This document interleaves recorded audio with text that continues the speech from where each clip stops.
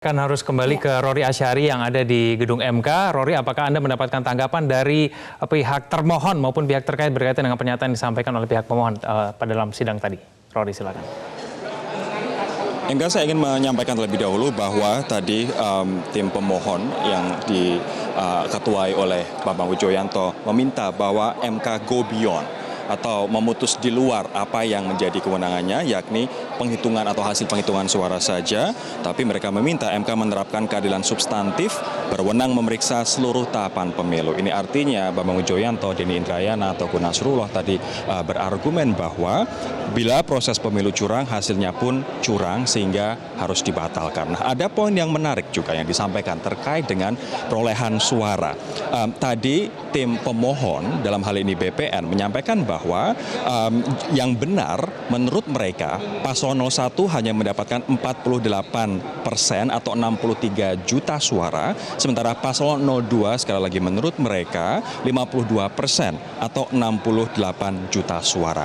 Ada perbedaan suara sah yang digarisbawahi oleh BPN, yakni kalau menurut KPU jumlah suara sahnya adalah 154 juta suara sah, menurut BPN 132 juta suara sah. Nah, artinya ada perbedaan jumlah suara sah antara BPN dan KPU.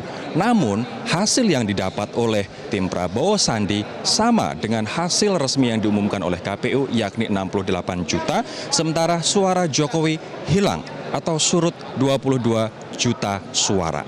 Nah, ini akan saya tanyakan kepada Arsul Sani, Wakil Ketua TKN yang juga tim pendamping bagi tim kuasa hukum TKN 01 Jokowi Ma'ruf. Bang Arsul, kemana suara Jokowi 22 juta suara yang hilang menurut Anda berdasarkan permohonan atau argumen hukum dari pemohon? Iya, ini yang juga nanti masih harus kita sama-sama dengarkan dari presentasi atau uraian yang dilakukan oleh tim kuasa hukum paslon 02 selaku pemohon.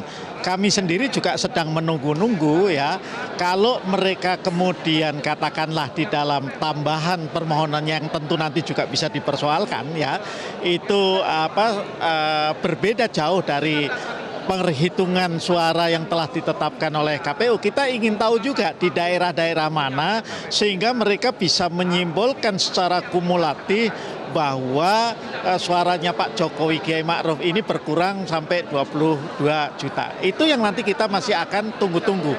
Karena sampai dengan sidang diskor pada siang hari ini, uren-uren yang disampaikan oleh tim kuasa hukum paslon 02 itu hal-hal yang masih sifatnya kualitatif dan kalau menurut kami sporadis, karena bilang di sana terjadi kecurangan, dalam peristiwa ini ada kecurangan, tetapi hubungan kausalitas antara yang mereka dalilkan sebagai kecurangan yang mereka klaim sebagai terstruktur sistematis dan masif dengan berkurangnya jumlah suara atau bertambahnya jumlah suara untuk Pak Prabowo itu belum kelihatan dari tadi. Ini mungkin pemirsa sedikit bertanya-tanya, kok suara Jokowi bisa hilang 22 juta? Ini artinya tim 02 bersikukuh bahwa hasil penghitungan suara yang mereka peroleh, hasil suara yang mereka peroleh sama dengan hasil KPU.